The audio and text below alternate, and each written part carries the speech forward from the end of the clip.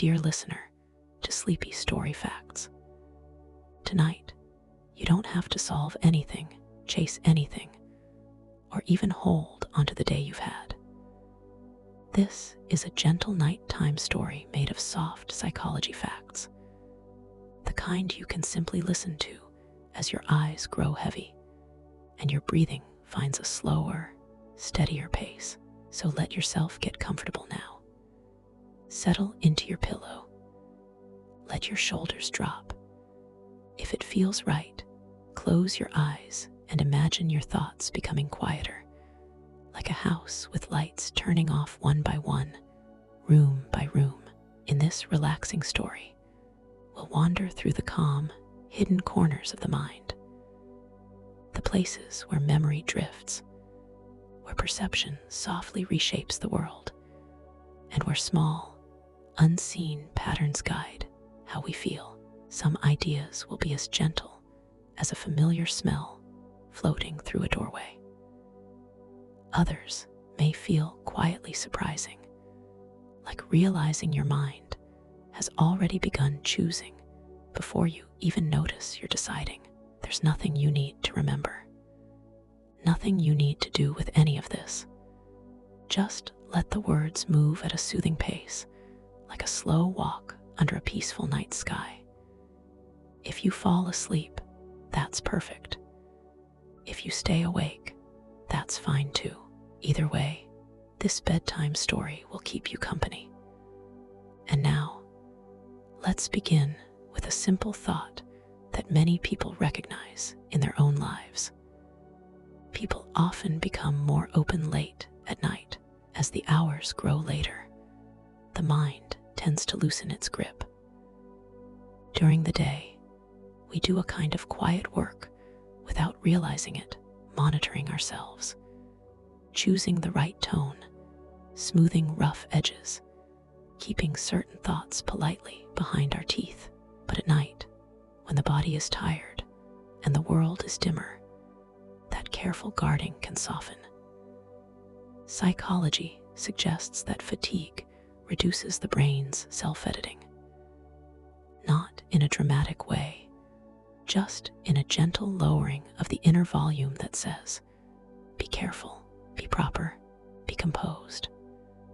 And when that inner voice gets sleepy, people sometimes speak more plainly. A truth that felt too exposed at noon can feel easier to share at midnight. Nighttime also carries its own atmosphere, fewer interruptions, less noise, less brightness. There can be a sense, whether you're alone or with someone you trust, that the world has paused.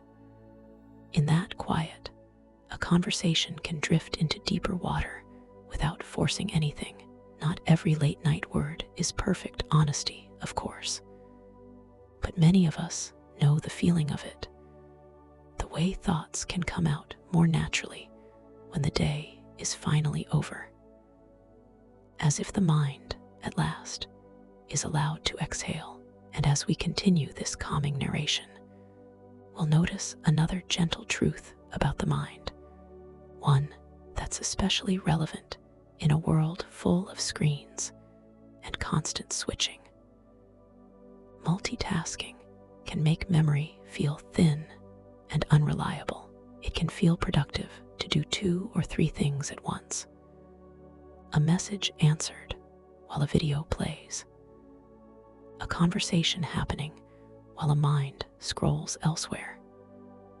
A dozen tiny tasks stacked together like plates in unsteady hands, but attention doesn't truly multiply, it divides. When the brain tries to track multiple streams, each one receives fewer resources. And memory, which depends on attention, becomes less detailed, like a photo taken while the camera is moving. You may still capture the outline, but the fine details blur. So, if you've ever arrived at the end of a day and wondered where the hours went, or realized you don't quite remember what you read, or noticed you missed an important sentence someone said to you, It doesn't mean you're broken. It may simply mean your attention was stretched too far, too often. Interestingly, research suggests that people who frequently multitask can become less able to ignore distractions.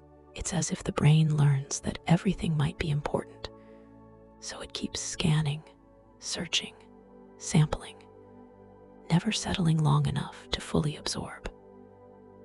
There's a soft lesson here, and it's a comforting one for a gentle bedtime story. The mind remembers life more richly when it's allowed to rest on one thing at a time. Even one slow moment can feel like a small recovery. Now, let's move into something even more comforting, a fact that feels almost like being wrapped in a warm blanket. A caring touch can reduce the feeling of pain. A hand held quietly, a palm resting on a shoulder, a gentle squeeze that says, without words, "I'm here." Touch can be emotional comfort, yes, but it can also change how the brain processes discomfort. One reason is sensory competition. The body sends many signals to the brain, and touch can help crowd out pain, like soft music that makes an unpleasant sound less sharp. Another reason is chemical. Affectionate contact can encourage the release of oxytocin, a hormone associated with bonding and calm. As stress eases, the experience of pain can soften too. Some studies even suggest that when two people share supportive touch during something difficult, their bodies can begin to sync in subtle ways.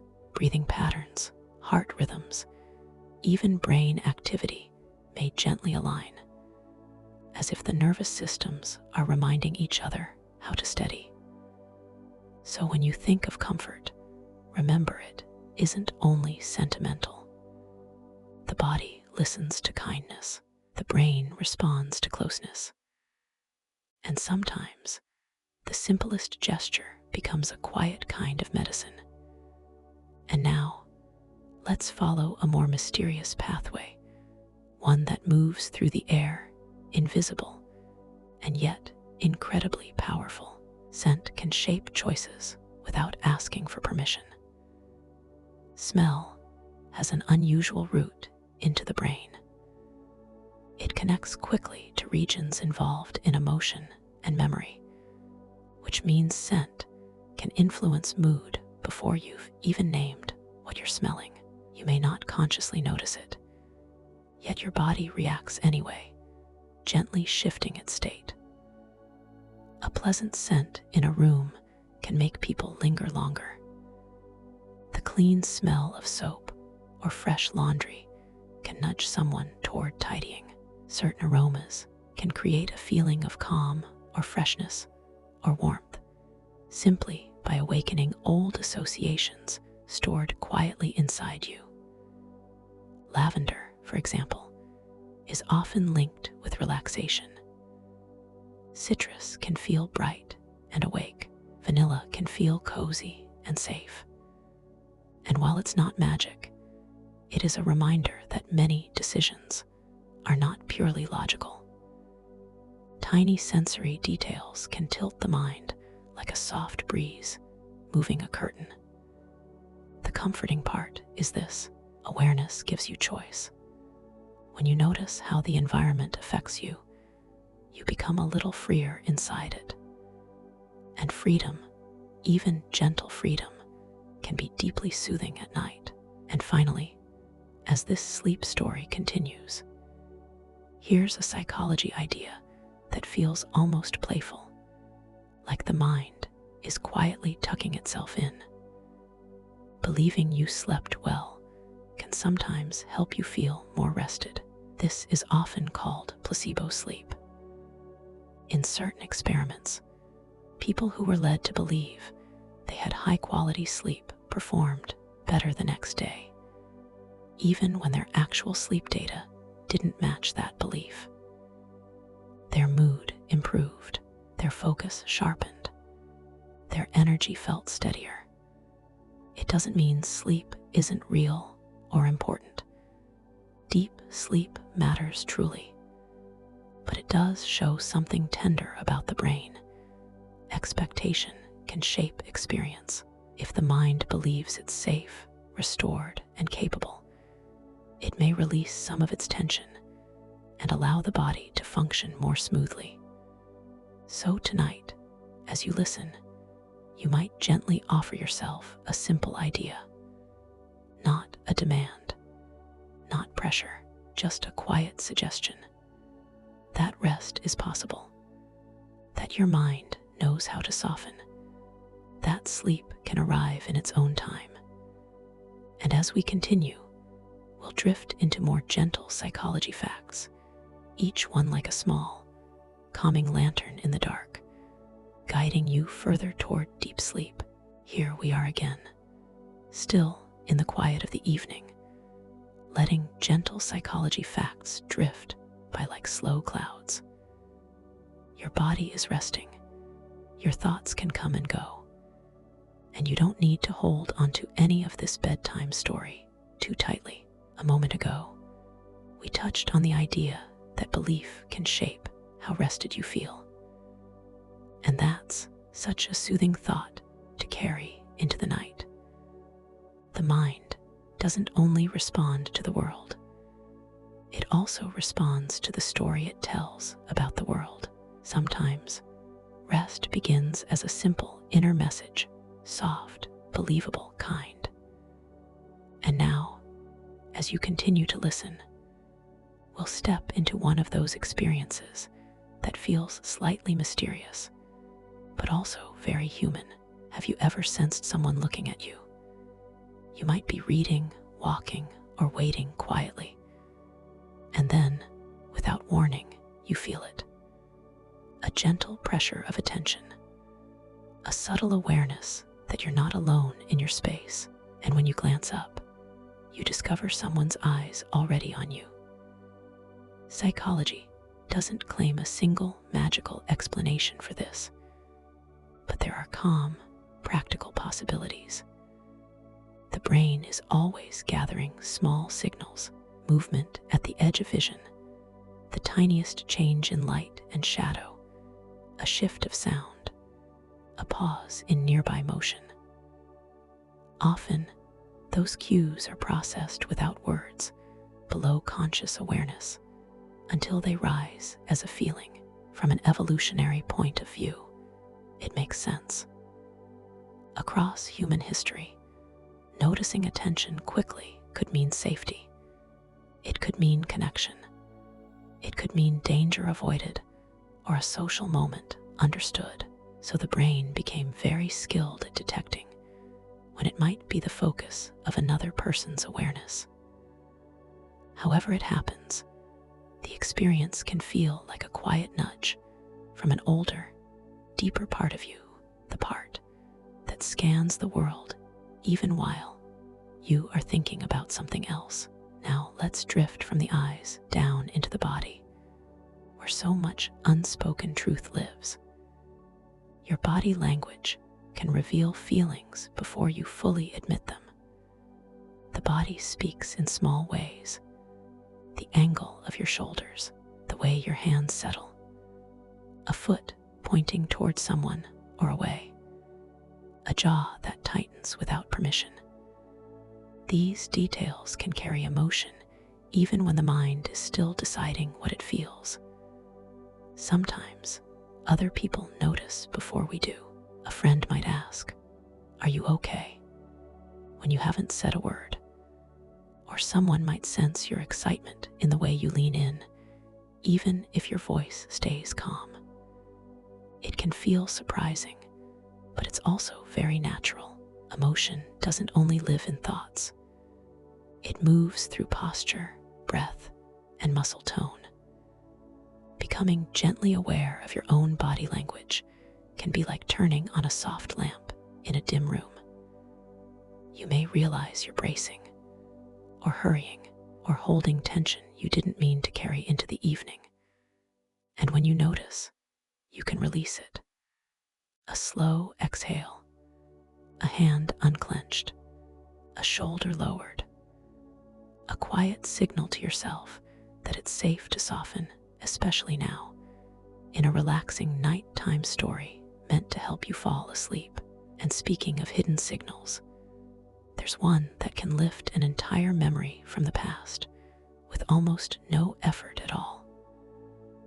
A scent can bring back a forgotten moment with startling clarity.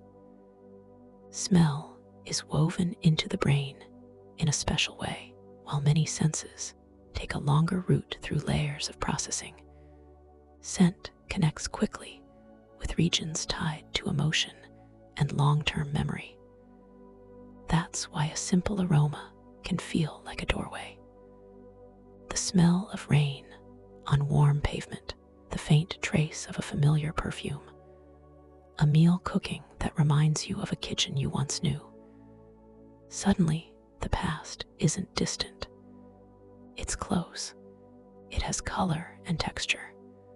Sometimes it even has a feeling in the chest, tenderness, longing, warmth, safety. These scent-linked memories can be unusually vivid, as if the mind stored them in a softer place, waiting for the right key. And when that key turns, the door opens quietly, and an old scene steps into the present without needing permission. It's a gentle reminder that memory isn't just information. It's atmosphere, it's sensation, it's emotion. And the mind holds far more than we realize.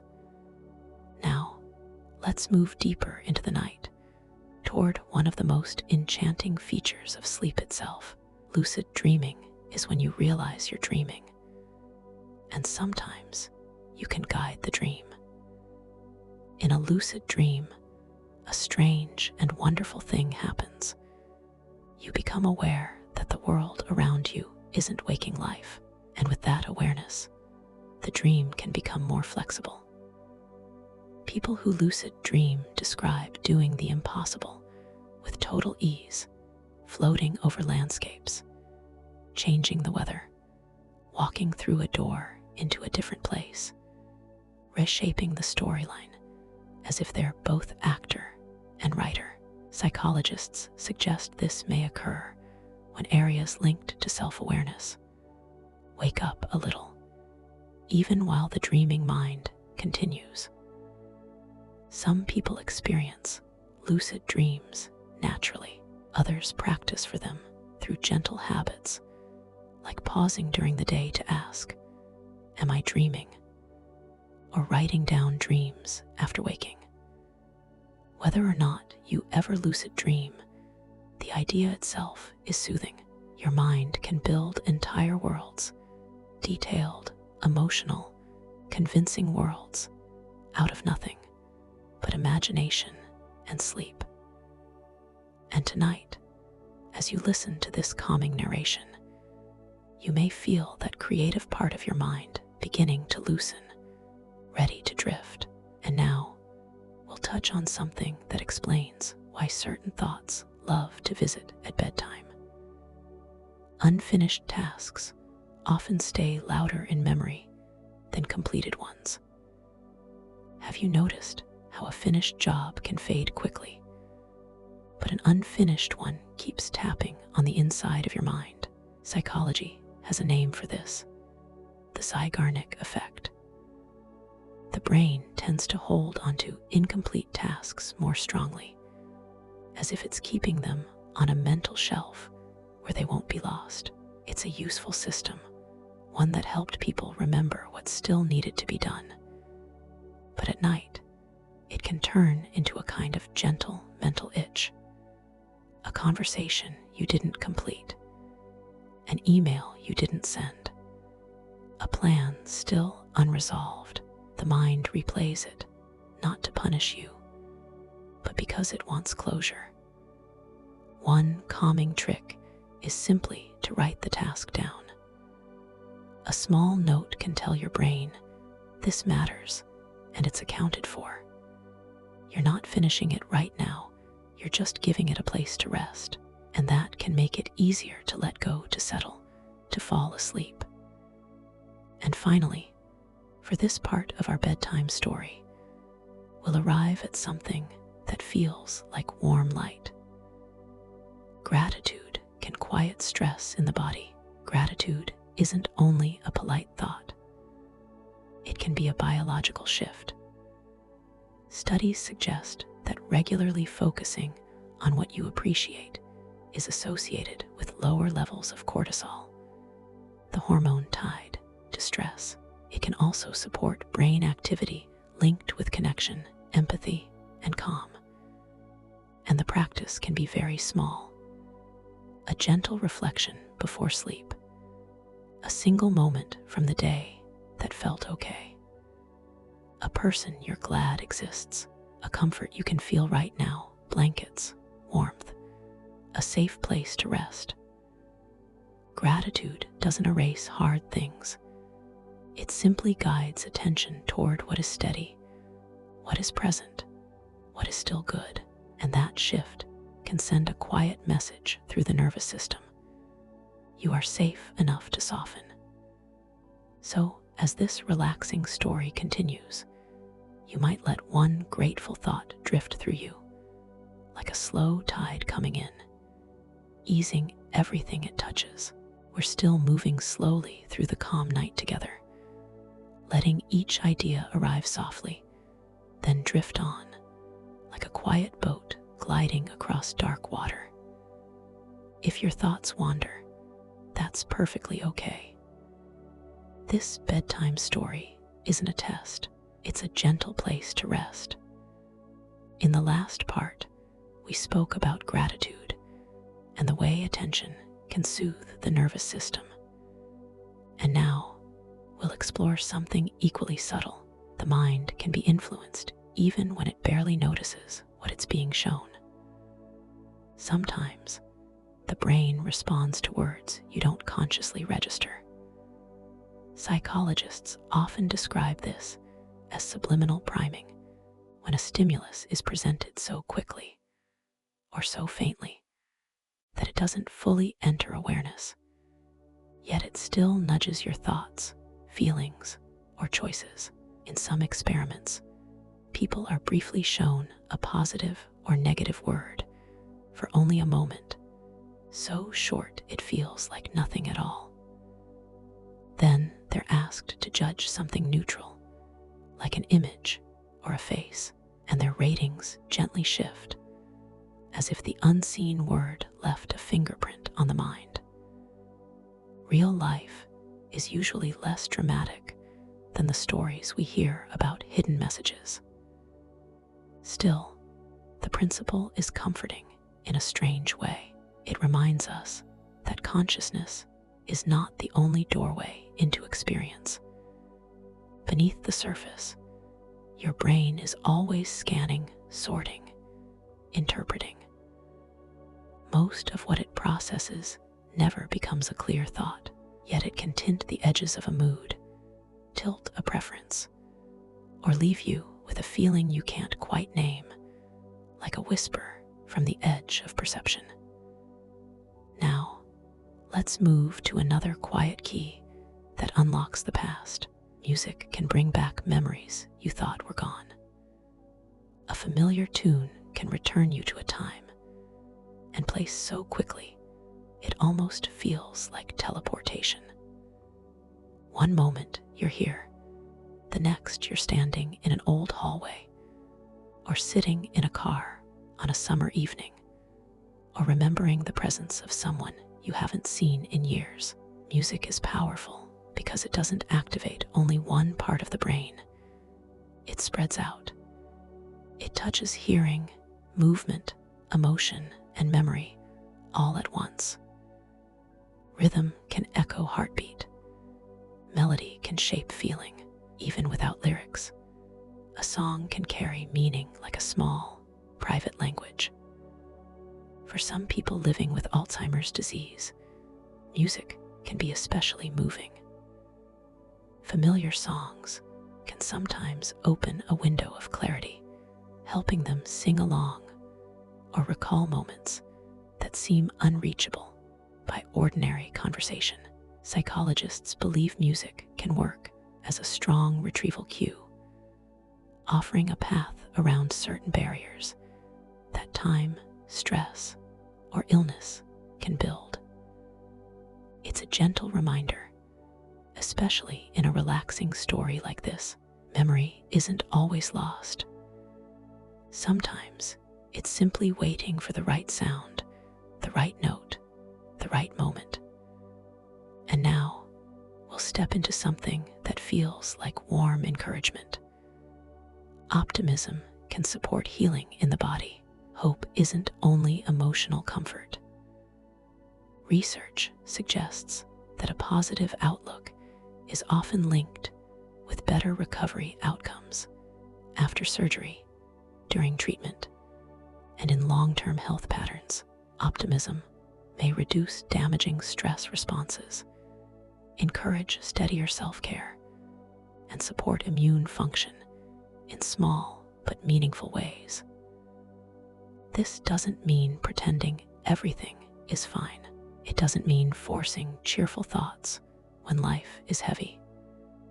Real optimism is softer than that. It's the belief that difficulty can be met, that support can be found, that the future still contains possibility. Psychology also suggests that hopeful people tend to persist. They keep going to appointments. They follow through with rehabilitation. They try again after setbacks. And those behaviors, quiet, repeated, practical, can help the body do its slow work of repair. In that sense, hope becomes a kind of invisible medicine, one that moves gently through breath, heartbeat, and everyday choices. Now, we'll turn toward a trait in human memory that's very old and very social. People often remember gossip more than neutral information. Human beings evolved in close groups where social knowledge mattered. Who could be trusted? Who broke the rules? Who helped others? And who caused harm? Remembering those details could protect you, guide alliances, and help you belong. So it's not surprising that the brain often stores socially charged stories more easily than plain facts. In studies, people tend to recall details about someone's questionable behavior more than simple descriptions, like what they looked like or what color an object was. Gossip can certainly be harmful. It can wound. It can spread unfairness, but from a psychological perspective, it also reveals something neutral and human. Our minds are tuned toward the behavior of others because relationships have always been part of survival. Even now, whether shared around a fire long ago or passed along in modern networks, social stories travel fast because the brain treats them as relevant. And speaking of the brain's sense of familiarity, there's a moment many people have experienced that feels almost dreamlike. Déjà vu may be a brief mismatch in the brain's recognition system. Déjà vu is that strange flicker where the present moment feels borrowed, as if you've been here before, even when you know you haven't. Psychology hasn't pinned down a single explanation, but one leading idea is that the brain's familiarity circuit fires at the wrong time. Sometimes, a new scene resembles an old memory pattern, an arrangement of space, a rhythm of movement, a certain lighting, without you consciously recognizing why. And the mind interprets that resemblance as familiarity, even if it can't locate the source. Research points toward memory-related regions, including parts of the temporal lobe, as being involved. For most people, déjà vu is harmless and short-lived, but it offers a tender insight. Perception isn't a perfect recording.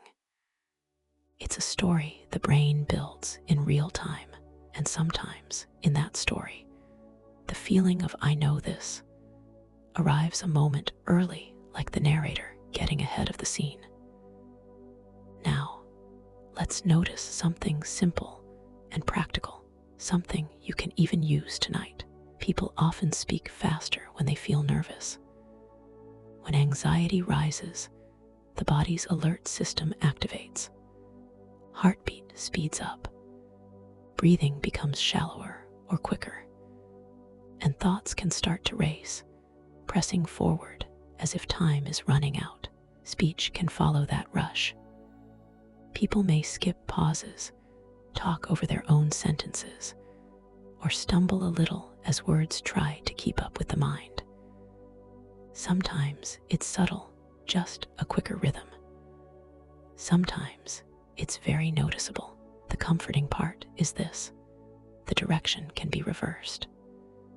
If you slow your voice on purpose, lengthen your pauses, soften your tone, you can send calming feedback to your body. A slower voice encourages slower breathing, and slower breathing encourages a steadier mind.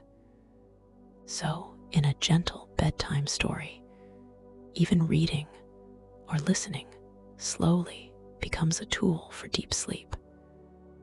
And finally, let's end this part by widening out into wonder. Much of the brain is still beautifully unknown. We've learned so much. We can observe structures, track signals, and watch patterns of activity as people think, rest, and dream. And yet, the deeper question, how consciousness truly arises, why a memory feels alive, how the mind becomes a self, still holds mystery. Some regions and networks are only partly understood, and each discovery tends to open more questions, like walking through a door and finding another hallway beyond it. The brain is often compared to an ocean, not because it's dark or frightening, but because it's vast. We've mapped some shores, we've explored a few familiar waters, but the deeper currents still move quietly beneath the surface, carrying secrets we haven't named yet. And tonight, as you listen to this calming narration, you don't need answers. You can simply rest inside the mystery of being human and let sleep arrive when it's ready. It's still night, and we're still moving at an easy, unhurried pace, letting these gentle psychology facts land softly, then float away. If you're getting sleepier, that's exactly what this relaxing story is here for. Just keep breathing slowly and let your mind loosen its grip. Here's something surprisingly comforting to know. Many of your thoughts are repeats from yesterday. Research suggests that a large portion of what we think each day isn't brand new. It's the same themes returning in slightly different clothing, familiar worries, remembered conversations, plans, routines, small reflections that circle back again and again. In a way, this repetition helps the mind feel steady. It creates continuity, like a familiar path you can walk without looking down. And the brain loves efficiency. Reusing established neural pathways takes less energy than carving out new ones. It's easier to travel a road that's already been built. But repetition has a downside too. When thoughts follow the same tracks every day, creativity can shrink. Old stories can feel permanent, and the mind can begin to believe that what it usually thinks is all it can think. The gentle antidote is novelty, small, kind novelty.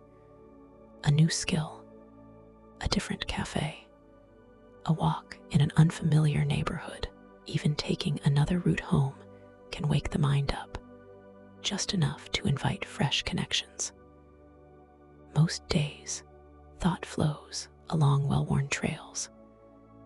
But every once in a while, you step slightly off the path and discover a new inner landscape. And tonight, as you listen to this bedtime story, you may feel your mind drifting away from its usual loops toward quieter, softer places. Now, let's move into a tiny social mystery that happens in plain sight. Yawning can spread from one person to another, sometimes even across species. You've probably seen it. One person yawns, and then another does too, almost like a wave moving through the room. What's especially interesting is that this doesn't belong only to humans. Chimpanzees have shown it. Dogs can catch yawns from their people. Even some birds appear to join in. Psychologists often connect contagious yawning with empathy and bonding. We naturally mirror the behavior of those around us, and that subtle imitation can help a group feel synchronized, like instruments finding the same rhythm. In humans, closeness matters. You're more likely to yawn after a friend or family member than after a stranger. The yawn itself may help regulate alertness and brain temperature, but its social ripple seems to serve something else too: a quiet alignment, a nonverbal sense of we're together. A shared yawn is a small, wordless reminder that we're connected, even when we say nothing at all. And now, we'll touch on something that sounds dramatic, but is really about the brain's flexibility. Hypnosis can change how the mind experiences pain. Under hypnosis, some people can feel significantly less discomfort during experiences that would usually hurt. Brain imaging suggests that hypnosis can alter activity in regions that interpret pain signals, changing not always the raw signal, but the meaning the brain gives it. This is why hypnosis has been used at times in medical settings, for pain management, for dental procedures, and in certain cases, even around surgery. It doesn't work equally well for everyone, and it isn't magic. It's more like a focused state where attention becomes narrow and suggestibility increases, allowing the mind to shift its usual response. The calm lesson here is powerful. Pain isn't only a physical event, it's also a conversation between nerves, brain, and awareness. And sometimes, when awareness changes, the conversation changes too. That brings us to another gentle tool, one you can use privately, quietly, and at your own pace. Writing your feelings down can support both mind and body. Expressive writing, journaling, a private note, a few honest lines, has been linked in studies to improvements in mood and even measurable changes in health, like lower blood pressure and stronger immune responses. One reason is that writing gives shape to emotion. A feeling that's vague and swirling can become clearer when it's translated into words. The brain can work with structure. It can process a story more easily than a fog. You don't need perfect sentences. You don't need to be good at writing. The benefit comes from sincerity. When you name what's inside you, you create a safe container for it. The page holds what your mind no longer has to grip so tightly. Over time, that simple practice can untangle complicated emotions, making them easier to understand and easier to carry into the next day. Now, let's notice something about memory that explains why certain moments stay bright. We often remember feelings more clearly than facts. The mind is deeply emotional, and memory follows emotion like a thread.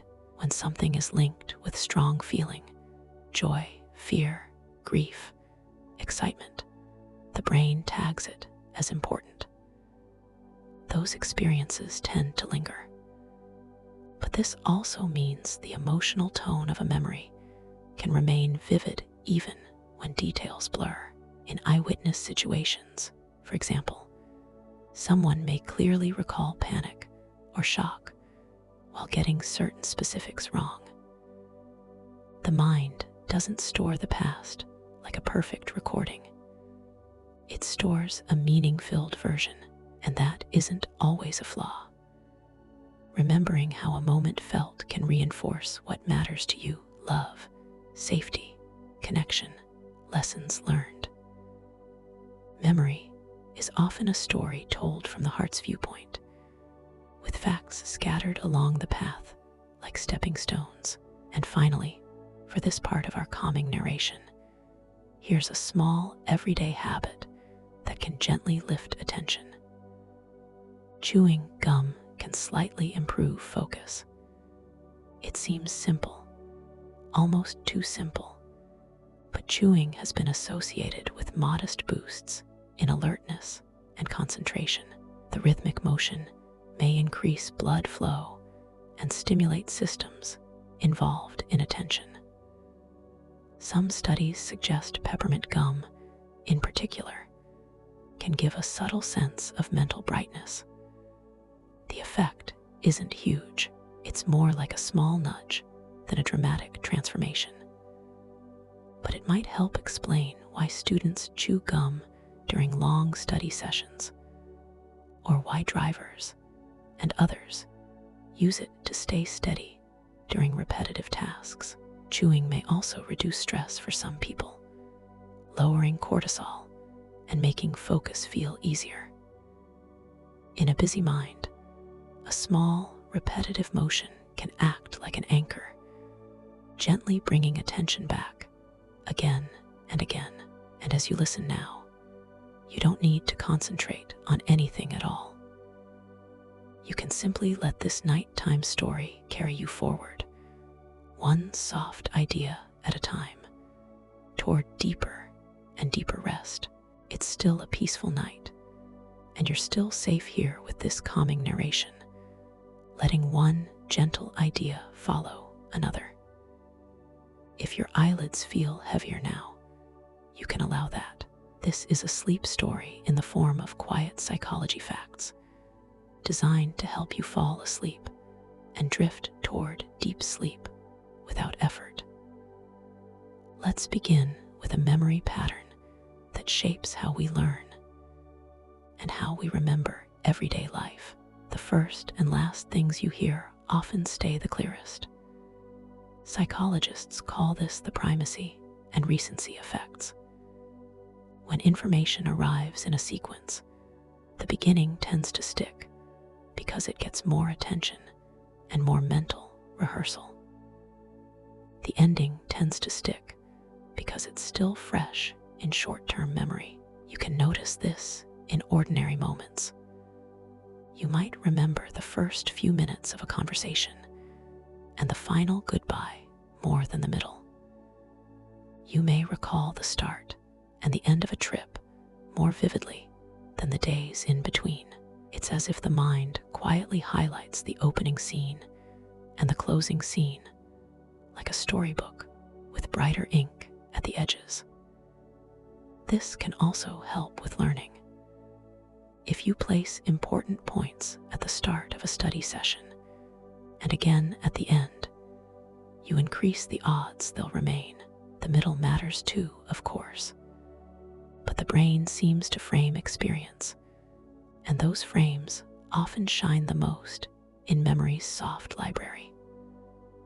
Now, we'll shift from memory to perception, because sometimes the eyes can look directly at something and still not truly see it.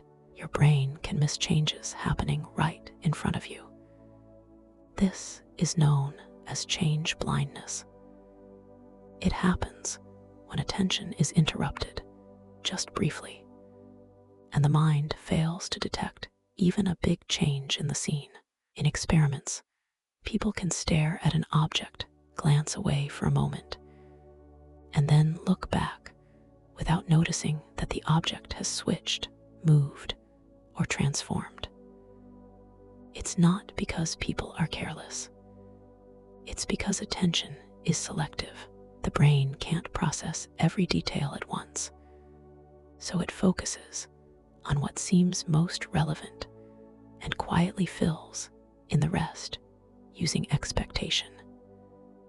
That's why you might walk into a familiar room and not notice something has been rearranged, or you might miss a friend's haircut until someone mentions it.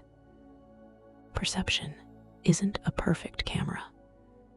It's more like a beautifully stitched quilt.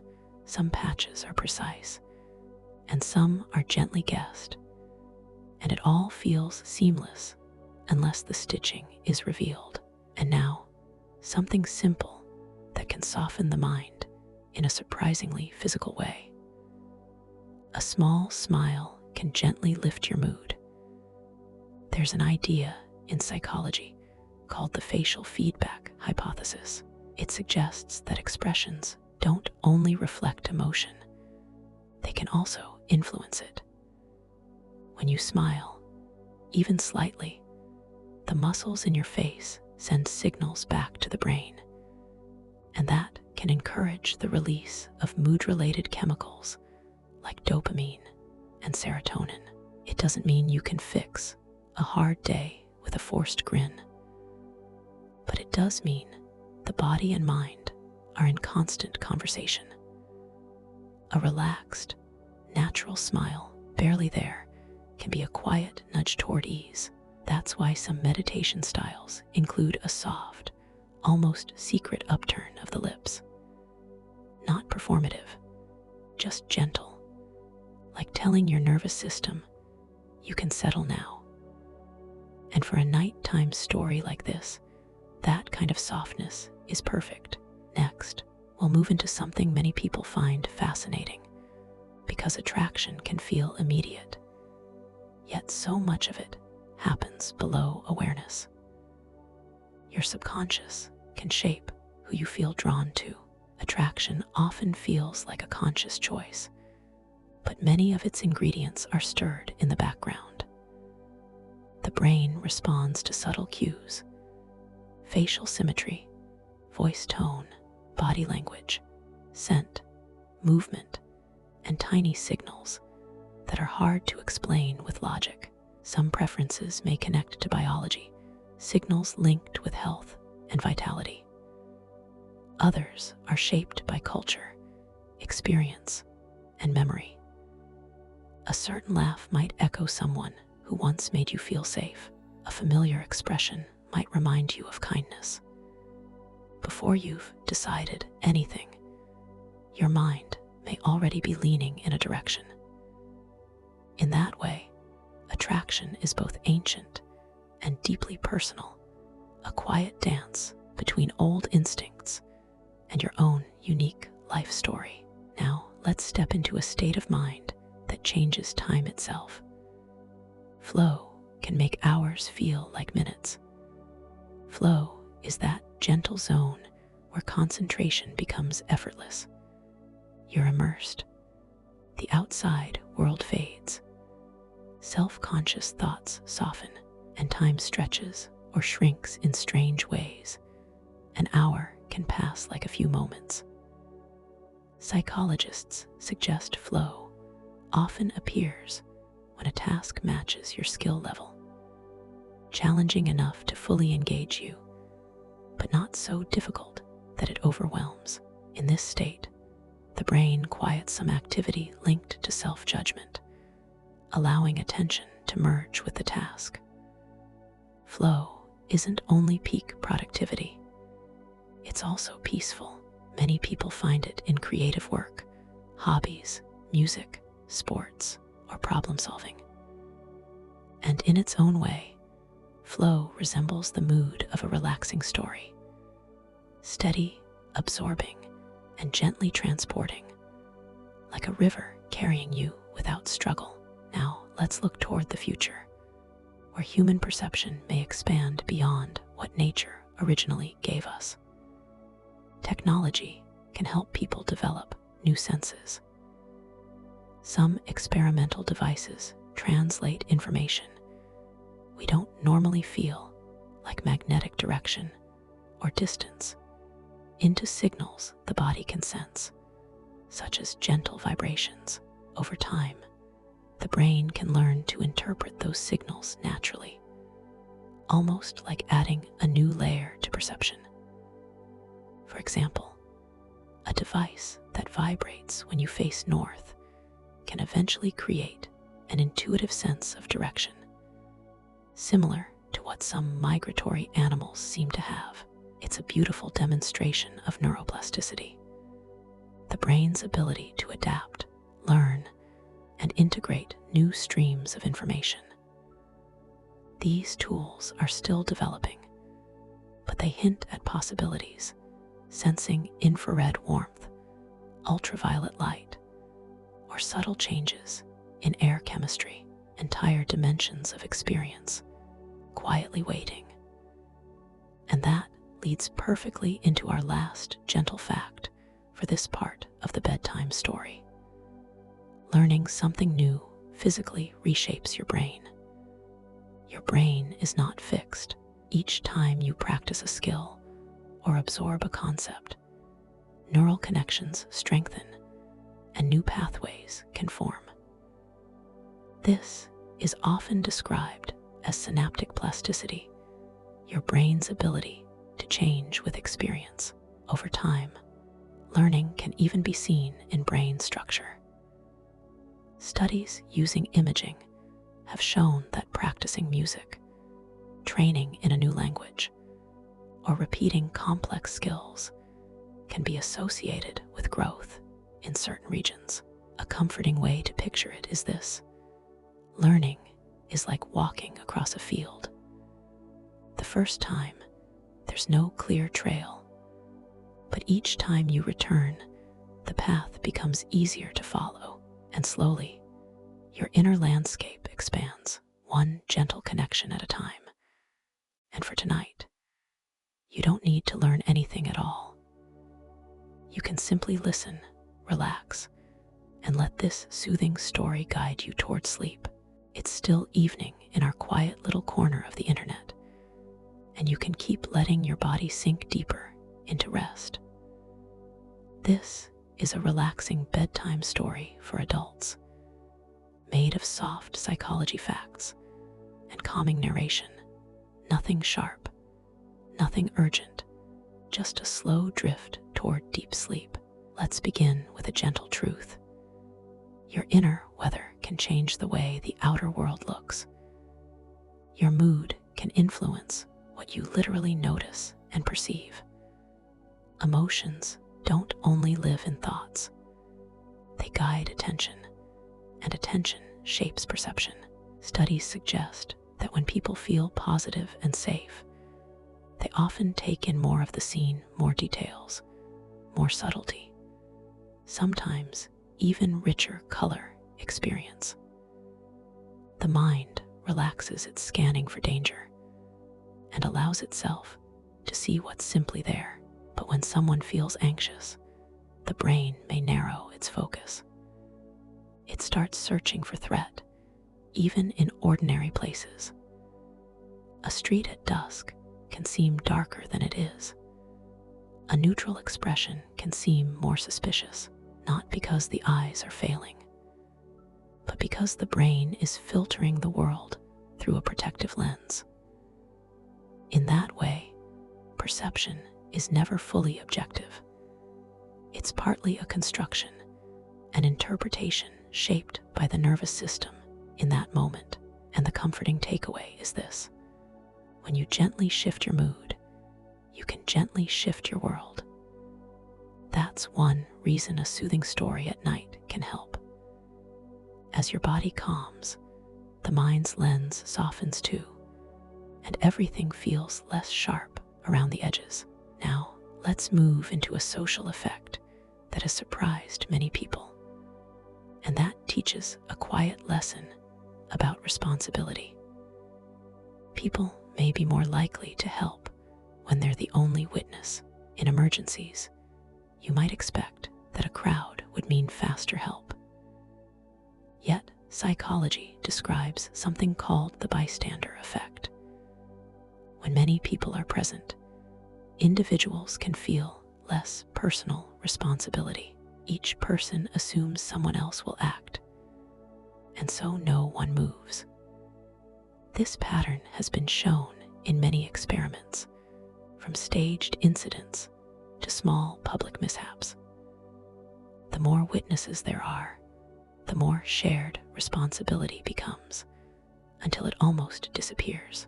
But awareness makes a difference. When people understand the bystander effect, they're more likely to override it and step in. It's a reminder that in moments where help is needed, waiting for the crowd can become a trap. Sometimes the simplest, bravest thought is, I can be the one. And now we'll explore something subtle and surprising, because communication doesn't only happen through words, faces, or tone. Stress can carry a scent, and others may react to it. When a person is under stress, the body releases chemical compounds through sweat. Research suggests that other people can sometimes detect these cues without conscious awareness. Even when someone can't name what they're sensing, the smell may still influence the brain, activating systems linked to alertness, empathy, or fear. It's an eerie idea at first, but it also makes sense. In early human life, noticing danger quickly through any channel helped groups survive. A quiet alarm moving through a community could prepare everyone to respond. In modern life, it means tension can spread in more ways than we realize. A room can feel tight, a group can become uneasy, and nobody knows exactly why. But here's the gentle, sleep-friendly comfort. If stress can be contagious, calm can be contagious too. When you slow your breathing, soften your voice, and settle your body, you may influence the emotional climate around you quietly, invisibly, in the same way. Now, let's step into a feeling that many people describe as a warm blanket for the heart. Nostalgia can make you feel warmer physically. Nostalgia isn't only emotional sweetness. Experiments suggest that recalling cherished memories can increase perceived warmth and reduce the feeling of cold. Psychologists think this may be tied to the brain's overlap between social warmth and physical warmth. Feeling connected, loved, and safe has always mattered for survival, and the nervous system seems to link that safety with the comfort of warmth. So when you remember a good moment, laughter in a familiar room, a holiday meal, a face you love, the body may respond as if the environment itself has become kinder.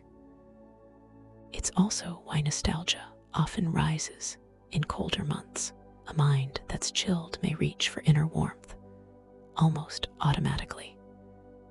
And as you listen tonight, you might notice your own memories soft, gentle ones passing through like quiet lanterns, warming the inside of you.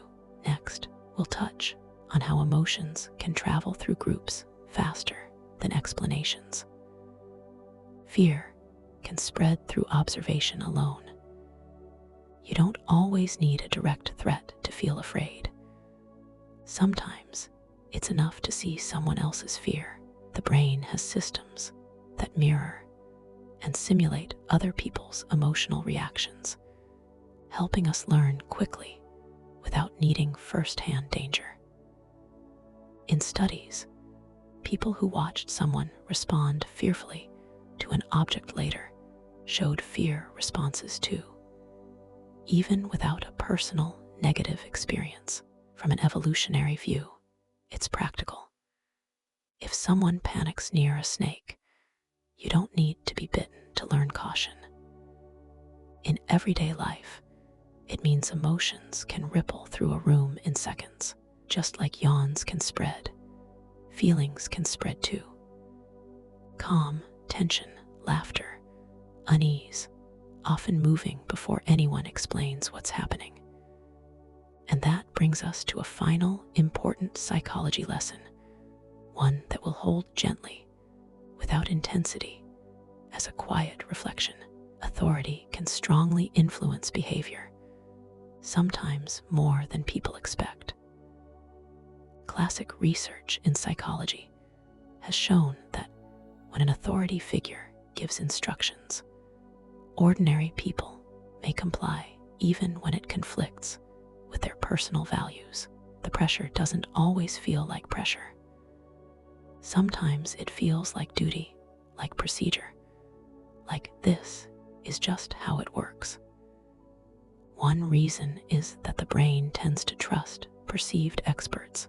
Another is that following orders can seem to shift responsibility away from the self, making difficult actions feel less personal. The calming, empowering point is this: people are not helpless. Understanding how authority affects judgment can strengthen your ability to pause, reflect, and choose. Moral courage can be as quiet as a single moment of clarity, remembering, I still have agency, I can decide. And now, as we let that thought drift into the background, you can return to your breath, slow and steady, letting your mind soften again. It's still late, still quiet, and you're still drifting through this gentle bedtime story of psychology facts. If your mind wants to wander, let it. If your body wants to sleep, let it.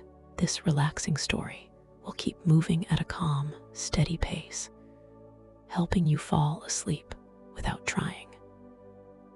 Let's start with something your eyes do every day, something protective, ancient, and beautifully automatic. Peripheral vision notices motion faster than the center of your gaze. The center of your vision is where detail lives. It's how you read words, recognize faces, and focus on fine shapes. But the edges of your vision, the outer, softer ring of awareness, are especially sensitive to movement. From a survival perspective, that makes perfect sense. A flicker in the bushes, a shadow shifting, a sudden rustle long before modern life. Noticing motion quickly could mean spotting danger or noticing opportunity.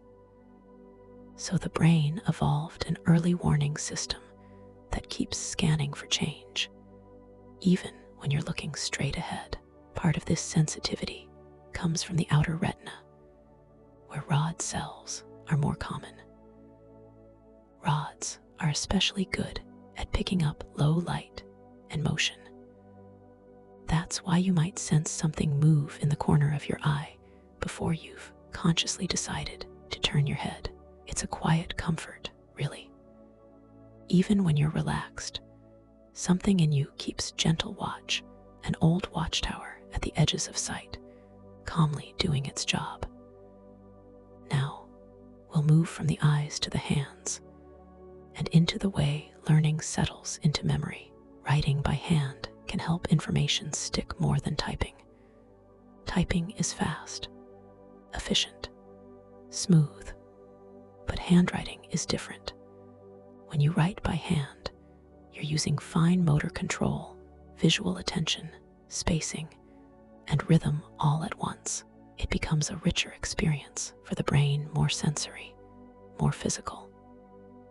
Students who take handwritten notes often remember ideas better, even if they write fewer words.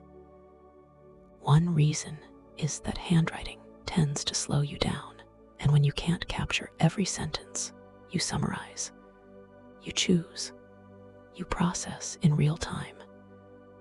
That active engagement helps the brain encode meaning, not just sound. Handwriting can feel like mindful learning, each stroke a small act of attention, not only marking the page, but strengthening the pathways that help you recall later. And in a bedtime story like this, it's a gentle reminder. The mind learns best when it's not rushed.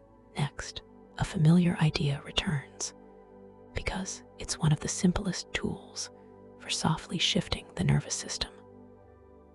A small smile can nudge the brain toward a lighter mood. Even if you're not truly happy, forming a slight smile can send feedback to the brain. This is often described through the facial feedback idea.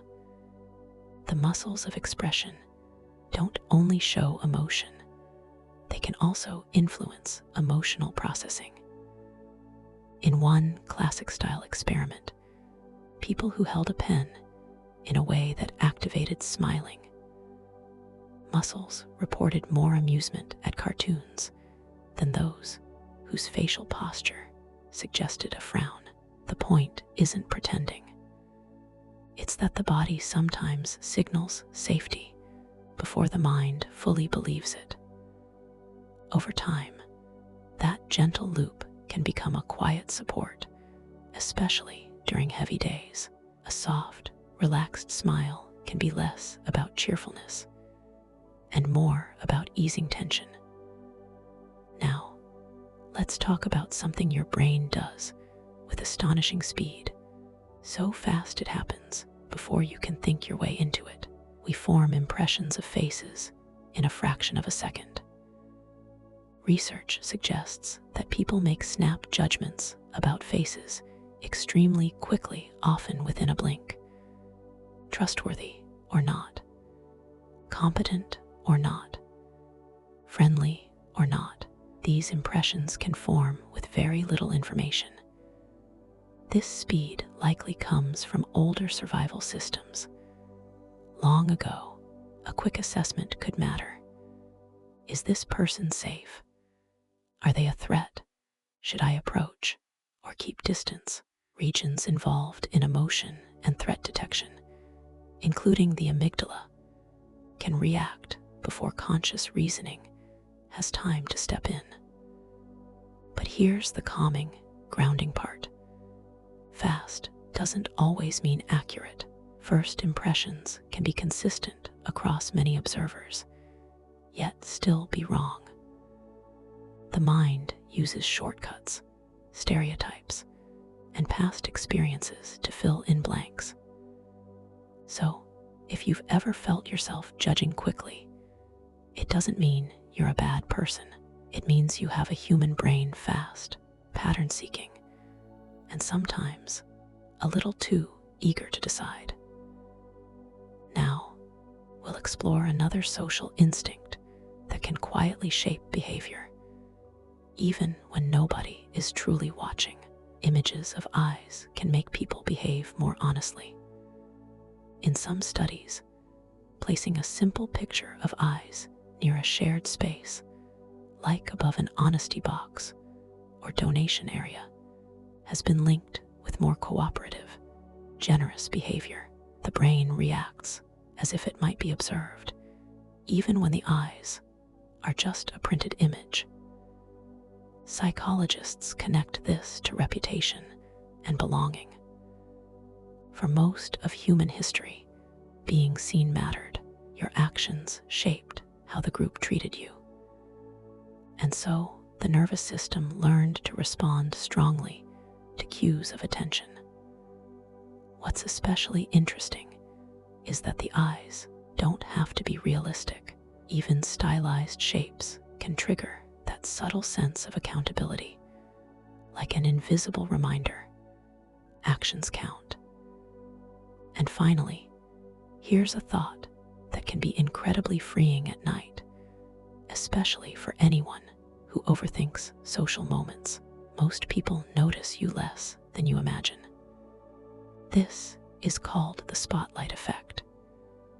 It's the tendency to believe others are paying far more attention to you than they truly are. A small mistake, stumbling on a word, spilling a drink, tripping slightly can feel huge, like everyone saw it and will remember forever. But most people are wrapped up in their own inner world, their own worries, their own plans, their own self-focus. Because you experience life from the center of your own perspective, it's easy to assume you're also the center of everyone else's attention. Understanding the spotlight effect can soften self-consciousness. It can loosen social fear. It can help you move through the world with a lighter step, no longer feeling like you're performing on a stage.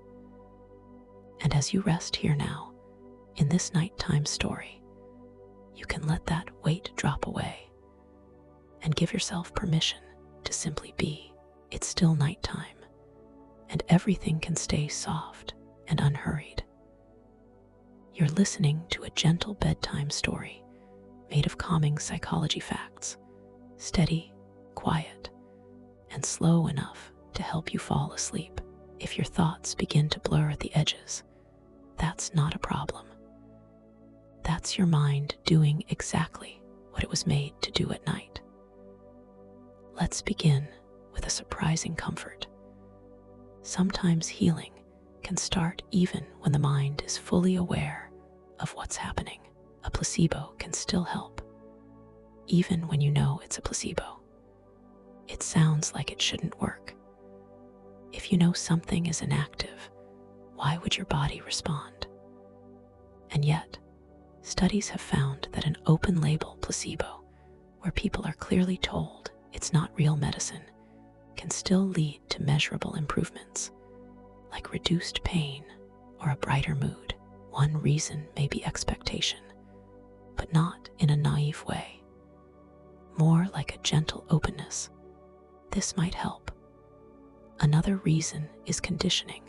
The body remembers the ritual of care, taking a pill, following a routine, being looked after.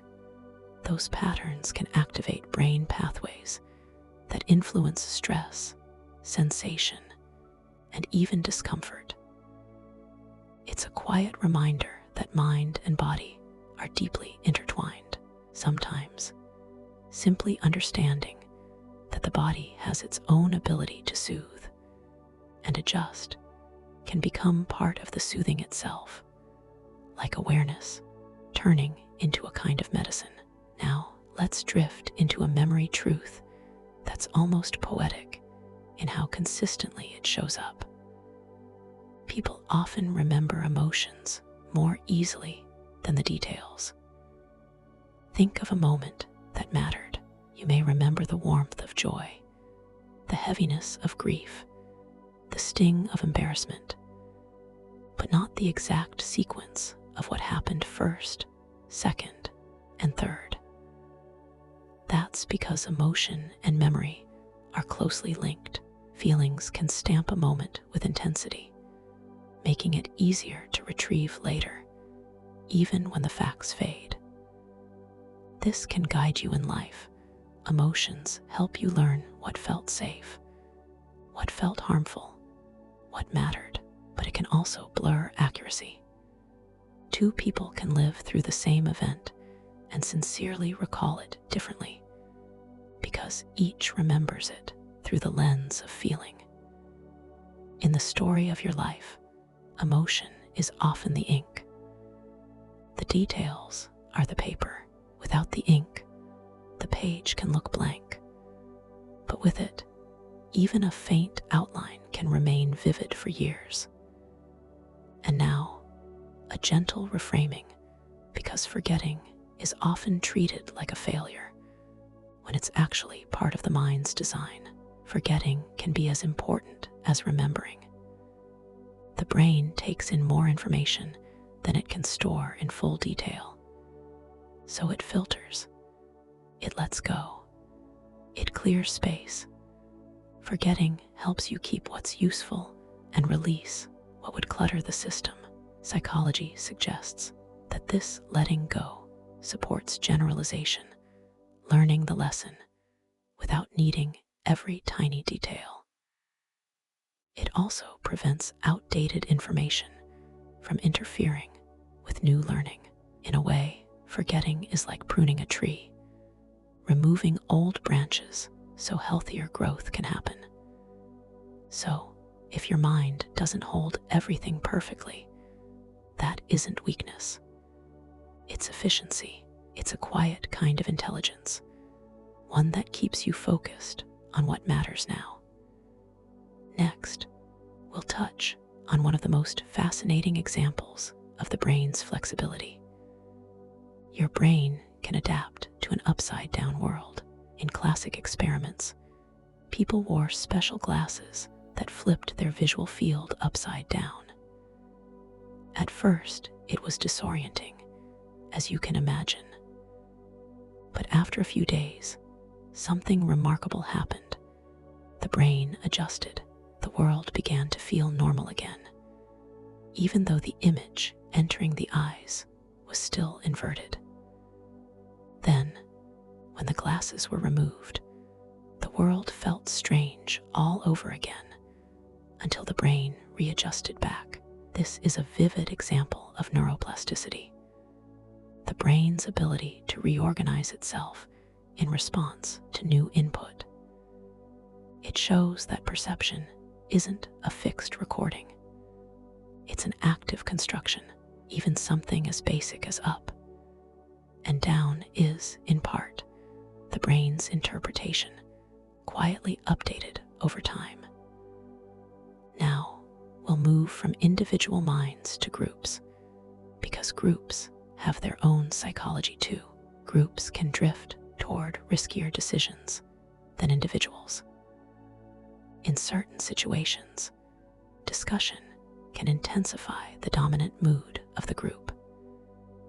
If most people already lean in one direction, talking it through can amplify that leaning, making the final decision bolder than what individuals would choose alone.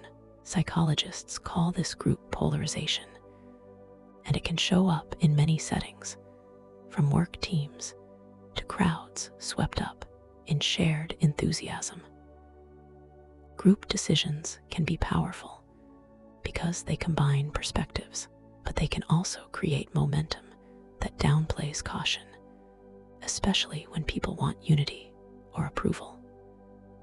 A gentle safeguard is awareness, inviting slower reflection, encouraging different viewpoints, and making room for someone to say, calmly, "What are we missing?" Even a single pause can bring balance back. Now, let's soften into something more visual and dreamy, something that fits perfectly with a nighttime story. Optical illusions show that seeing is also interpreting. An optical illusion works because the brain isn't just receiving raw data. It's predicting, filling gaps, and choosing the most likely explanation based on past experience. Most of the time, those shortcuts help you move through life quickly and safely. But when the prediction doesn't match the input, the illusion appears. Lines seem to bend. Motion seems to happen where nothing moves, or details vanish even when they're present. Illusions are not mistakes so much as they are windows into how perception works. They remind you that what you see is a reconstructed version of reality, beautifully assembled inside your mind. Now, something lighter, but still deeply meaningful. Laughter can train the nervous system to recover from stress. Laughter isn't only entertainment, it changes the body.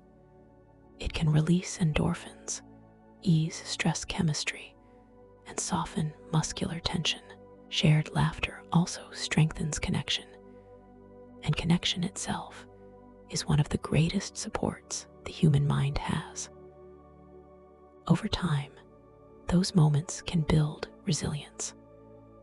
Like small practice sessions for the nervous system, tension rises, and then it learns how to release again and again, quietly becoming better at returning to calm. And finally, we'll end this part on a steady, hopeful note, something warm, but not loud. A sense of purpose is linked with a longer, healthier life. Research has associated having purpose, a reason to get up, a direction to move toward, with better health outcomes and longer lifespan. Purpose can encourage healthier habits, support social bonds, and reduce the wear of chronic stress. It's also been linked in studies to improved markers of physical health, including cardiovascular measures and lower inflammation.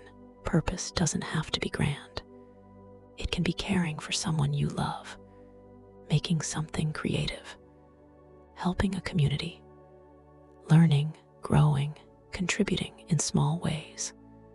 Purpose is like a quiet compass, and even on difficult days, it can be a steady light in the distance, something that helps you keep moving forward, one calm step at a time. Now, you can let that light fade gently into the background and return to your breathing, slow, soft, easy. It's still the same quiet night, and you can keep letting your attention soften. This is a calming narration, part sleep story, part gentle bedtime story, so there's nothing to analyze. Just let each idea arrive, then fade as you sink toward deep sleep. We'll begin with something your brain does effortlessly, thousands of times across your life. Your brain has a special system for recognizing faces. Deep in the brain, there are networks that respond strongly to faces, helping you notice them quickly and recognize familiar ones with remarkable speed. It's why you can spot someone you know in a busy place, sometimes before you fully realize how you noticed them. When this system is disrupted, a person may experience face blindness, also known as prosopagnosia.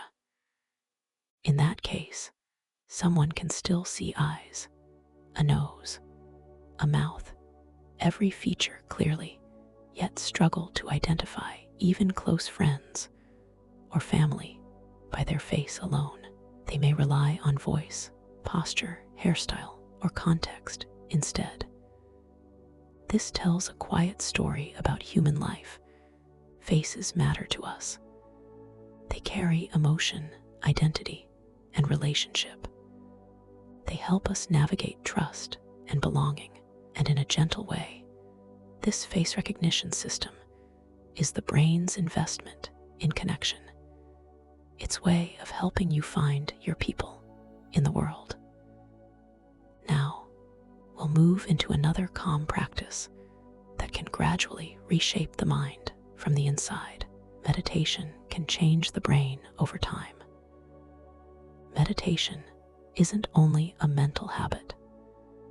With consistent practice, research using brain imaging has found changes associated with attention, self-regulation, and stress responses. Some findings suggest differences in areas involved in decision-making and focus, along with shifts in regions linked to memory, learning, and emotional processing. Many researchers also discuss changes related to the amygdala, a key region involved in threat detection and stress, often described as becoming less reactive with regular practice. Put simply, meditation can train the nervous system towards steadiness, and it doesn't need to be dramatic. Even short daily sessions can begin to change patterns, like smoothing a path through grass, day by day, until it becomes easier to walk. In a world that pulls attention in 100 directions, meditation offers a way to practice returning again and again to calm. Now, let's step into an experience that can feel surreal, yet is reported across many contexts. Some people experience an out-of-body perspective. In certain situations, near-death experiences, deep meditation, or specific kinds of brain stimulation, people sometimes report the sensation of observing themselves from outside their body, as if hovering above or watching from a distance. Neuroscience often links this to how the brain integrates sensory information to build the feeling of self located in a body. When that integration is disrupted, the sense of where you are can shift in strange ways, creating a vivid impression of separation. Whether someone interprets it spiritually or neurologically, the experience highlights something fascinating. The self you feel so naturally is also something the brain is actively constructing, moment by moment, like a gentle illusion that usually holds steady until conditions change.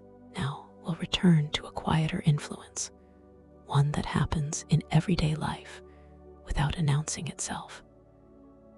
Priming can nudge behavior without you noticing. Priming is when exposure to certain words, images, or ideas subtly influences what you do next. The mind uses recent concepts as shortcuts, like warming up certain pathways so they activate more easily. For example, being surrounded by cues of calm might make you speak more softly. Seeing reminders of kindness might make you act more generously. These effects are often small and short-lived, but they reveal something important. The environment helps set the tone of your mind. Every place you enter becomes a kind of stage. The lighting, the sounds, the words you read, the mood of others, each one can quietly shape your next thoughts and actions. And that means you can also choose your settings wisely, especially at night. A dim lamp, a slower voice, a gentle bedtime story, a calm room. These are not trivial choices. They are cues that help the brain settle. Now, something tender and practical, because health isn't only about what you eat or how you exercise. Kindness can support your well-being. Helping someone else can lower stress and create a sense of warmth and connection. Acts of kindness have been linked in research to better health markers, including blood pressure and stress-related chemistry. And there are theories about oxytocin playing a role in this helper's calm. Even small gestures count: holding a door, offering patience, sending a thoughtful message. Each one can create a soft feedback loop. Doing good feels stabilizing, and feeling stable makes it easier to keep doing good. Kindness becomes not only social glue, but also quiet self-care woven into ordinary life. Now, let's come back to the body, because the body and mind are always talking. Your posture can influence your mood. The way you sit and stand shapes breathing, muscle tension, and alertness.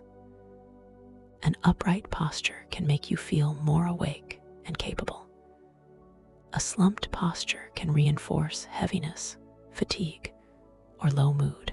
It's not that posture solves emotions, only that it gently influences the tone of the nervous system. Small adjustments can matter.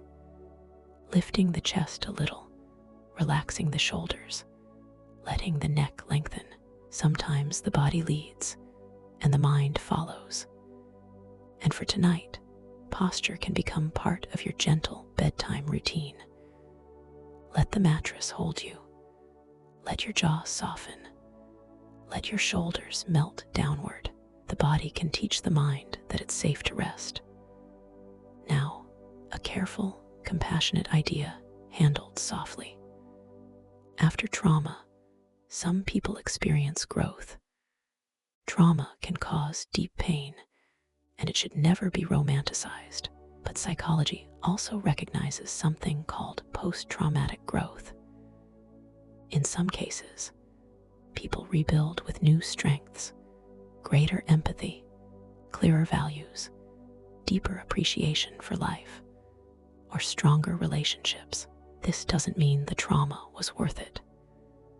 It means that recovery can sometimes bring unexpected developments, like a tree that survives a storm and then grows in a new shape. Not everyone experiences this, and that's okay. Healing has many paths, but the possibility itself can be a quiet light. The mind can transform, even after difficulty. And finally, we'll end this part with something you may have already noticed in rooms, families, and friendships. Stress can spread between people, and so can calm. Humans are highly responsive to each other. A tense tone of voice, tight facial expression, or hurried movement can trigger a mirrored stress response in someone nearby. This is part of empathy, our nervous systems tuning to the states of others. It helped groups survive long ago. But in modern life, it means one person's anxiety can ripple outward, shifting the mood of a whole space. The comforting reversal is true too. Calm spreads, a steady breath, a slower voice, a relaxed presence. These can soften tension around you without any speech at all. So tonight, by choosing rest, by letting your mind settle, there's a quiet chance you're offering calm not only to yourself, but to the world you return to tomorrow. It's still a gentle night, and you're still listening to a slow, soothing bedtime story. Soft psychology facts meant to help you fall asleep and stay asleep. Let your breathing stay easy. Let your thoughts be loose and unimportant, like light fabric drifting in a quiet room. We'll begin with a simple moment of choice, the kind that happens in everyday life. We often help faster when we're the only witness. When you're alone and you notice someone needs help, the decision can feel direct. There's no one else to look to. No silent question of, will someone else handle it? The responsibility doesn't scatter, it stays with you, clear and close. In groups, something different can happen. People may hesitate, not because they don't care, but because responsibility becomes shared and uncertain. Each person waits for another to move first. This is often connected to the bystander effect, where a crowd can accidentally slow action. But when you're the only one there, that fog can lift. The impulse to help becomes personal, immediate, almost instinctive. In a quiet way, it reflects an older human truth. In small communities, each person mattered, and quick help could change everything. Even today, the smallest action, one phone call, one question, one steady presence, can become the turning point. Now, let's move into something gentle and social, something that helps people feel close without even realizing why. Mirroring can create instant comfort and rapport. Have you ever noticed how, with someone you trust, your bodies start to match? You lean in at the same time. Your voices find a similar pace. You smile together, almost in sync. Psychologists sometimes call this the chameleon effect, the natural tendency to subtly copy another person's posture, gestures, or speech rhythms. When it happens organically, it can signal empathy. It tells the other nervous system, "You're safe here. I'm with you." This kind of mirroring appears in friendships, families, and even professional settings. Therapists use it gently to build trust. Skilled communicators use it to help conversations feel smoother, but it has to be natural. If it's forced or exaggerated, it can feel wrong. In its truest form, mirroring is simply the body's quiet way of bonding. Two people finding the same rhythm, like slow dancers moving to music neither of them needs to name. Now, we'll return to a theme that keeps appearing in these nights. The brain is not fixed. It's always changing. Learning something new physically reshapes your brain. Every time you practice a skill, cooking a new recipe, learning chords on an instrument, studying a language, your brain adjusts. Connections strengthen. New pathways form. Old pathways become more efficient. This is neuroplasticity, the brain's ability to adapt to experience across your whole life. Change may come faster in childhood, but it doesn't disappear with age. It continues quietly through repetition and attention. A helpful image is a forest. At first, a new skill is like stepping into tall grass with no path. But each time you practice, you press the grass down a little more. Eventually, a trail appears clearer, easier, familiar. And that trail becomes part of the brain's living map. Now, here's a simple learning trick that can feel surprisingly effective. Changing where you study can improve retention. When you learn something in only one place, your memory becomes tied to that single setting. But when you study the same material in different environments, at a desk, in a library, by a window, in a quiet cafe, you give your brain extra hooks. Each location has its own cues: lighting, sound, smell, temperature, mood. And those cues become part of the memory network. Later, when you try to recall the information, you have more pathways leading back to it. The same idea applies to skills. Practicing in varied contexts can improve flexibility and performance. A little variety gently shakes the mind out of autopilot, and the learning settles more deeply. Now, something calm and powerful, because knowledge becomes stronger when it's shared. Teaching someone else deepens your own understanding. Explaining an idea forces the brain to organize it. You can't rely on vague familiarity. You have to shape clear language, connect the steps, anticipate confusion, and find examples. This is sometimes called the protege effect. When you teach, you learn more. Even preparing to teach can improve memory, because you engage with the material actively, not passively. And it works beyond facts. Showing someone how to cook a dish strengthens your own timing and muscle memory. Helping a friend understand a concept strengthens your own structure of thought. Teaching turns knowledge into something lived, not just stored. Now, let's touch on an instinct that's older than cities, older than books. Some fears are prepared by evolution. Many people develop fear responses more easily to certain things, like heights, snakes, or spiders, than to harmless objects. Even without a direct bad experience, these stimuli can feel instantly alerting. From an evolutionary view, it's understandable. For much of human history, quick caution around certain dangers improved survival, so the nervous system became ready to learn those fears faster than others.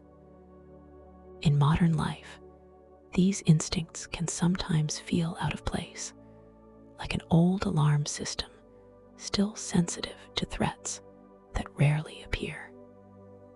But it's also a reminder, some of what you feel is not personal failure. It's ancient wiring, doing its best to protect you.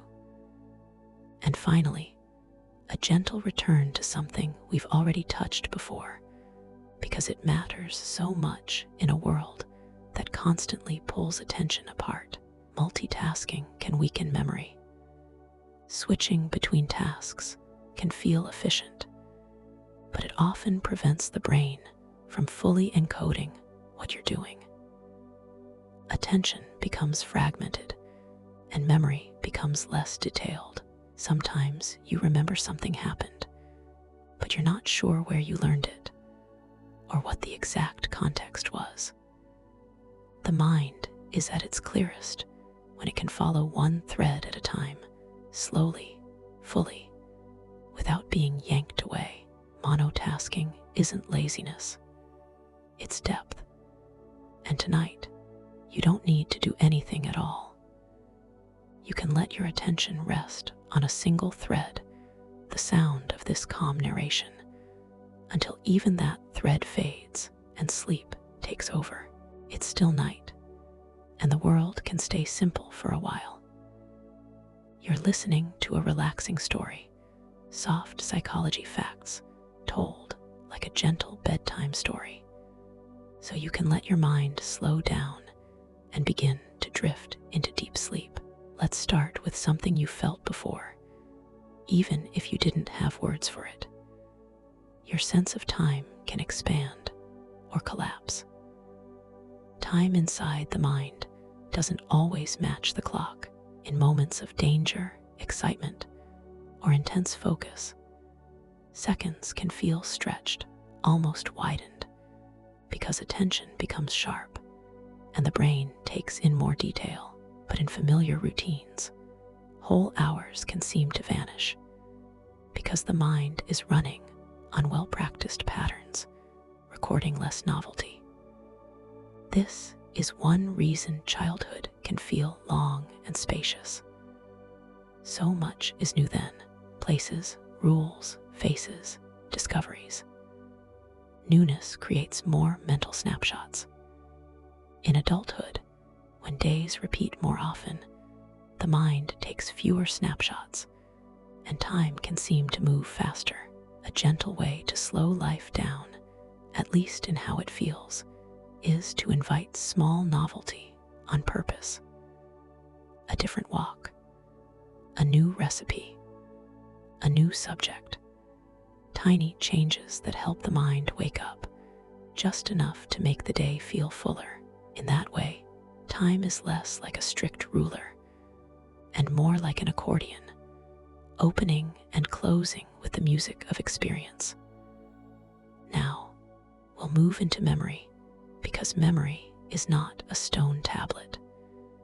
It's more like soft clay. Some memories can be weakened when they're brought back up.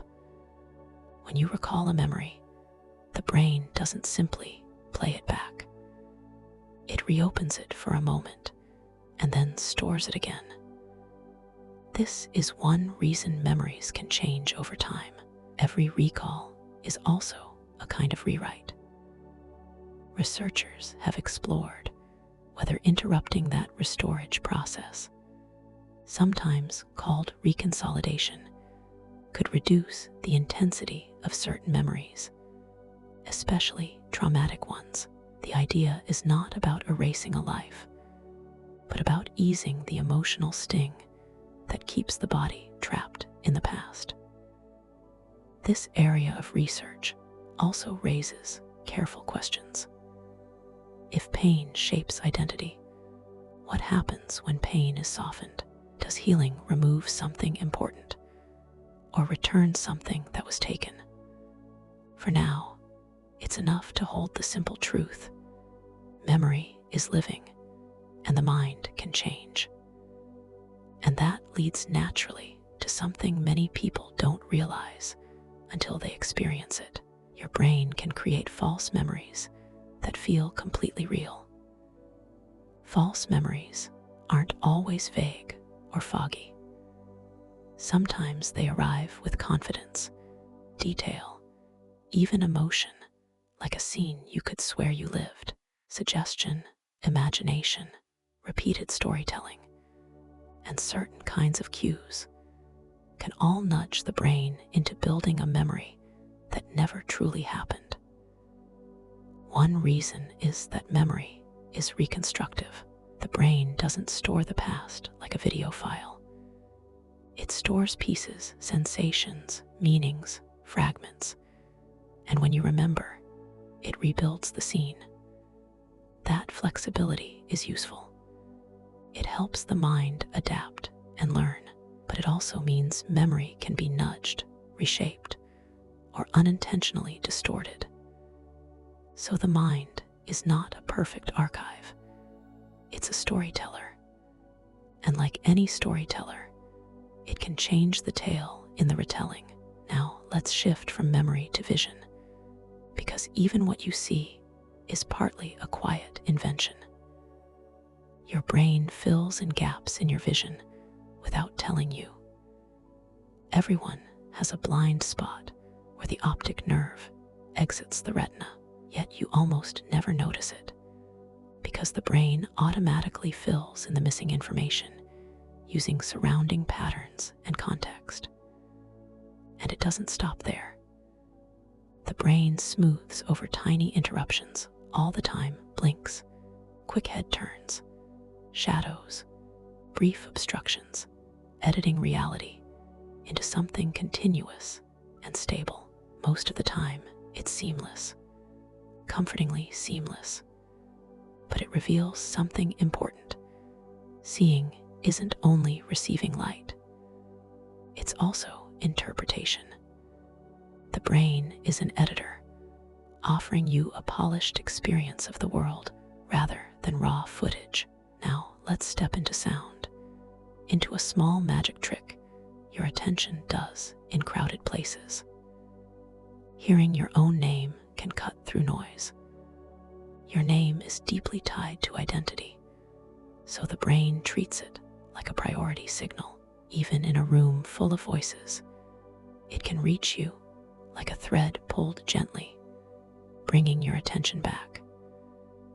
This is often linked to what psychologists call the cocktail party effect, the ability to tune out most sounds, yet notice something personally meaningful. It's automatic and sometimes emotional. Your name can feel like a tap on the shoulder from the world itself. Now we'll touch on something delicate and very human. People can develop biases without meaning to. The brain loves quick categories. It sorts and labels to save energy, and that fast sorting can create implicit biases, automatic associations that operate below awareness, even in people who truly value fairness. The comforting part is that awareness helps, slowing down decisions, seeking diverse perspectives, questioning the first interpretation. These habits don't make the mind perfect, but they can weaken the hidden currents beneath the surface. Once you know a current exists, you can choose how to steer. And finally, we'll end this part with a classic social force, quiet, powerful, and sometimes hard to notice while it's happening. Group pressure can shape opinions, even without evidence. Humans are wired to belong. In classic research on conformity, people sometimes agreed with a group's obviously wrong answer, simply because everyone else did. The pull toward agreement becomes stronger when the group is unanimous, or when the situation feels uncertain. Conformity isn't always harmful. It can support cooperation and shared norms, but it can also dull your own judgment, especially when you're tired, stressed, or eager to fit in. The gentle lesson is this: pausing helps. A slow breath, a quiet check-in with your own senses. A moment to ask, do I actually believe this? Or am I following the room? And now, you don't need to decide anything at all. You can let every thought loosen, every fact fade into softness, and let sleep arrive, slowly, naturally, in its own time. It's still night, and you can keep letting everything slow down. This is a relaxing bedtime story for adults, calming narration with gentle psychology facts, so you can simply listen as you fall asleep without trying to remember a single thing. Let's begin with something comforting. Even when you rest, your mind doesn't stop working. It just works differently. Sleep can bring insights you couldn't reach while awake. While the body lies still, the brain continues to sort, store, and reorganize what you've lived through: memories, emotions, patterns, and half-finished thoughts. That's why a problem that felt tangled at night can feel simpler in the morning, as if the mind quietly untied a knot while you weren't looking. During certain stages of sleep, the brain can move more freely between ideas, connecting things in unusual ways, less bound by the strict logic of daytime. Many creative people have described waking with a clearer answer, a fresh direction, or a sudden of course feeling that wasn't available the day before. Rest isn't emptiness. It's quiet background work, gentle, hidden, and sometimes beautifully surprising. Now, we'll return to a learning idea we've touched before, because it matters, and because it's simple. Teaching others makes your memory stronger. When you teach, you don't just repeat information, you actively retrieve it, organize it, and reshape it into clear language. That active recall strengthens memory pathways, and it often reveals what you don't fully understand yet, guiding you to learn more deeply. Even casual teaching counts. Telling a friend what you learned in a documentary, explaining a concept from a book, or showing someone how to do a small task can make the knowledge feel more yours. Over time, what you explain becomes less like a fact you hold and more like a skill you carry. Now, a gentle surprise for anyone who has ever felt guilty for scribbling during a meeting or class. Doodling can help you stay focused. A small, repetitive motion, light shapes, lines, patterns, can keep part of the brain occupied in a way that prevents attention from drifting too far. For some people, doodling acts like a soft tether. Not enough to distract, just enough to keep the mind from floating away completely. It's a reminder that attention is not always about force. Sometimes it's about rhythm, giving the mind a quiet beat to follow. Now, something you've heard in this bedtime story before, because it's one of the simplest body-to-mind signals we have. A soft smile can gently lift the mood, even when joy isn't present. The physical shape of a smile can send feedback to the brain associated with safety and ease. It won't erase stress or sadness, but it can create a small upward shift, like opening a curtain just a little to let in a calmer light. Now, let's move into the senses, because what you call taste is actually a team effort. Smell shapes flavor more than the tongue does. Your tongue detects a few basic taste categories, but the rich detail of flavor, what makes cinnamon different from coffee, or strawberry different from cherry, comes largely from aroma. That's why food can seem dull when your nose is blocked. The brain is missing much of the information it normally blends into taste. And And because smell is closely tied to memory and emotion, a familiar flavor can sometimes carry you back in time, as if the past were hidden in the air above the plate. Now, a learning truth that feels steady and reliable, like a slow, repeating step. Spacing your learning helps it last longer. Instead of cramming everything into one session, returning to the material across multiple days strengthens long-term retention.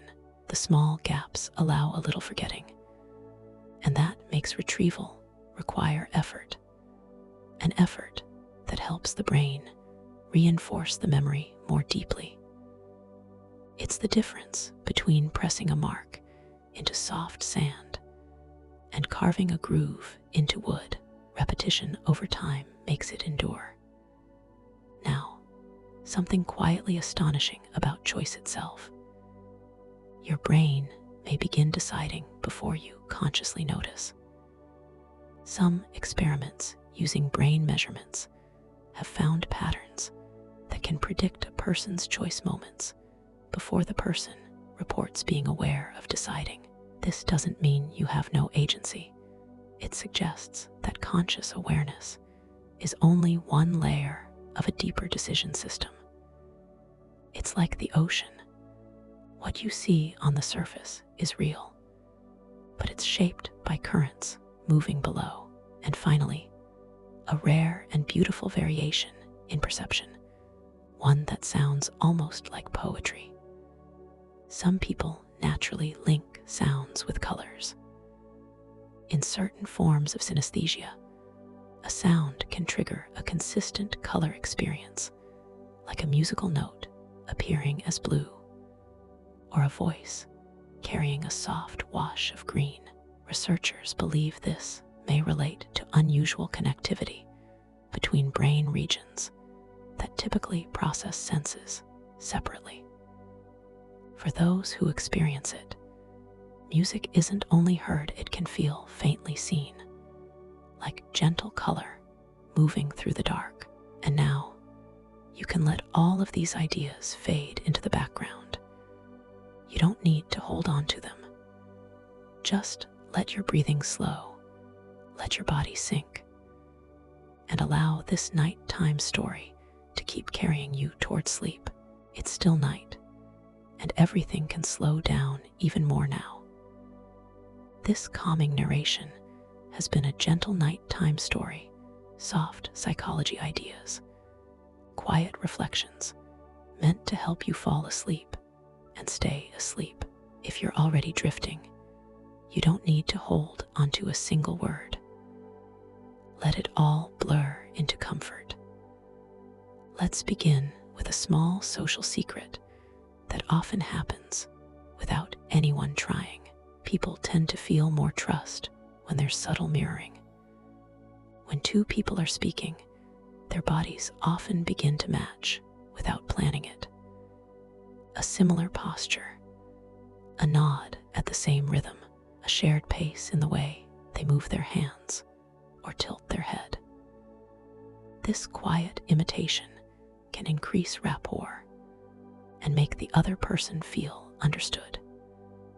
In everyday conversation, mirroring can make ideas land more easily because the listener senses alignment, almost like the two nervous systems have found the same tempo. In places like negotiation, sales, and coaching, mirroring is sometimes used intentionally to build connection, but it works best when it's gentle and natural. If it's forced, it can feel wrong, like a mask instead of empathy. But when it happens organically, it's simply the body saying, without words, "I'm with you." Now, let's zoom out to something deeply hopeful about the brain. Your brain can rewire itself throughout your whole life. The brain isn't a finished object. It's a living system that changes with learning, experience, and repetition. New connections can form between neurons. Existing pathways can strengthen when they're used often, or weaken when they're neglected. This flexibility, often called neuroplasticity, is strongest in childhood, but it doesn't vanish in adulthood. People can learn new skills later in life. They can reshape habits, they can recover function after injury, and adapt in surprising ways. In a very real sense, each day you live is also a day you shape your mind. Every new experience leaves a faint imprint, like fingertips in soft clay. You are not only carrying a brain through life, you are gently sculpting it. And now, a familiar wonder, because time inside the mind doesn't always follow the clock. Extreme emotion can stretch time or make it disappear. In moments of fear, awe, or intense alertness, time can seem to slow down. The brain becomes hyperattentive, taking in more detail, recording more sensation. Later, when you remember it, the moment can feel longer than it truly was. But during joy, laughter, or deep focus, time can compress. Hours can vanish in what feels like minutes, as if the mind was so smoothly absorbed that it didn't keep counting. This elasticity is one of the mind's quiet mysteries. Time isn't only measured, it's experienced. And the way you experience it is shaped by attention, emotion, and meaning. And speaking of mystery, here's something gentle to hold as we come closer to the end of this journey.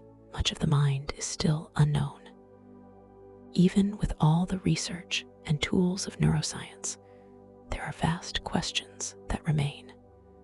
How consciousness truly arises, why a memory can feel alive, how emotion becomes meaning.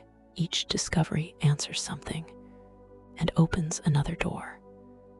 The mind is not only a machine of processes, it's a landscape: thoughts, dreams, identity, awareness, flowing together in ways we can describe but not fully capture.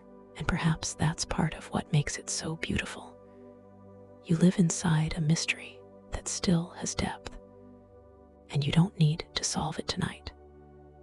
Now, our journey through the mind begins to draw gently to a close. We've wandered through memory and perception, through habit and emotion, through the subtle forces that shape what you feel and what you believe. Each idea has been a small lantern, soft light in a wide inner world. If some thoughts stayed with you, that's okay. If they've already dissolved into the haze of rest, that's even better. You never needed to hold onto every detail. This was a bedtime story, not a lesson. The mind can keep its wonders quietly stored for another day. And now, if you're still awake, you can simply stay here, resting, letting the room feel calm and safe around you. And if you're sleepy, you can let yourself drift. You can always return to sleepy story facts whenever you need a gentle nighttime story, a relaxing story, or calming narration to help you fall asleep again. For now, nothing more is needed, just slow breathing, soft darkness, and the quiet comfort of sleep.